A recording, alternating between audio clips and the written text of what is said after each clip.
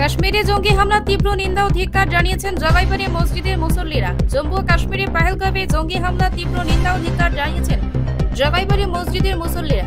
মুসল্লিদের মধ্যে দুদু মিয়া বলেন, কাশ্মীরে হত্যাকাণ্ডের ঘটনা অত্যন্ত নিন্দনীয় ও ন্যাক্কারজনক। শোকাহত পরিবারের প্রতি সমবেদনা এবং যারা আহত হয়েছেন তাদের দ্রুত আরোগ্য কামনা করেন তিনি। আমরা ভারতবর্ষের জাতীয় ধর্ম বর্ণ নির্বিশেষে ঐক্য হয়ে এর প্রতিবাদ করা অত্যন্ত জরুরি বলে মনে করেন তিনি। অন্যান্যদের মধ্যে উপস্থিত ছিলেন মসজিদের ইমাম নাদওয়া সাউথ জোনাল কমিটির কনভেনর তথা ত্রিপুরা রাজ্যিক সম্পাদক মৌলানা জাকির হুসাইন আল জলিলি, মসজিদ কমিটির সম্পাদক মৌলানা আমির হোসেন, মসজিদ কমিটির সহ সভাপতি বাহার মিয়া, সহ সম্পাদক অলিউল্লাহ, কোষাধ্যক্ষ আবু কাশেম মিয়া সহ অন্যান্য মুসল্লিরা। হত্যাকাণ্ডে জড়িত জঙ্গিদের অবিলম্বে গ্রেপ্তার করে দৃষ্টান্তমূলক শাস্তি চাইলেন মসজিদ কমিটির কর্মকর্তারা। দেখুন বিস্তারিত। প্রমোদনগর থেকে আমির হোসেনের রিপোর্ট, ভিশন 24।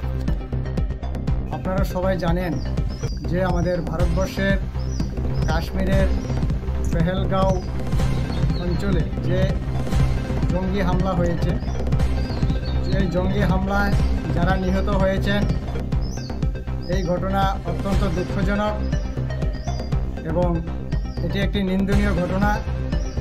এই ঘটনা যারা করেছেন, আমরা ভারতবাসী সকলে জাতি বর্ণ ধর্ম নির্বিশেষে সবাই আমরা এই ঘটনাকে নিন্দা জানাই এবং যারা এই ঘটনার সঙ্গে জড়িত তাদেরকে অবিলম্বে যাতে ভারত সরকার শাস্তি দেয়, চিহ্নিত করে শাস্তি দেয়, তাদেরকে অতি সত্বরেই সেই শাস্তি দেওয়া দরকার আমরা ভারতবাসী হিসাবে আমরা মনে করি।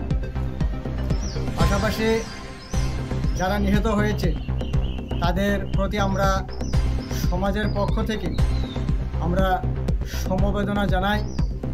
তাদের পরিবার পরিজন এবং আত্মীয় স্বজন সবাইকে যাতে মহান আল্লাহ তাদের মনের মধ্যে ধৈর্য ধারণ করার শক্তি আল্লাহ দেয়, সেই প্রসঙ্গে আমরা আজকে যারা নিহত হয়েছেন তাদের আত্মার সম্প্রীতি কামনা করার জন্য আমরা আজকে 1 মিনিট নীরবতা পালন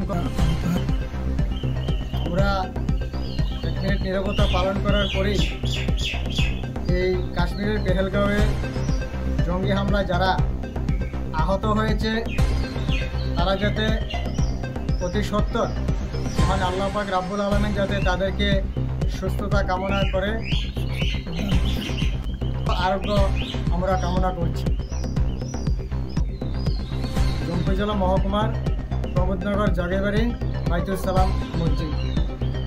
অত্যন্ত দুঃখ এবং পরিতাপের সঙ্গে বলছি, ভারত স্বাধীন হওয়ার পর থেকে পাকিস্তান এবং তার যে আইএসআই জঙ্গি বারংবার আমাদের ভারতবর্ষে হামলা করছে, আক্রমণ করছে, ভারতকে দুর্বল করার চেষ্টা করেছে।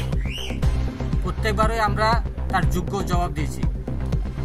গত 23 তারিখ কাশ্মীরের পহেলগামে নিরীহ পর্যটকদেরকে গুলি করে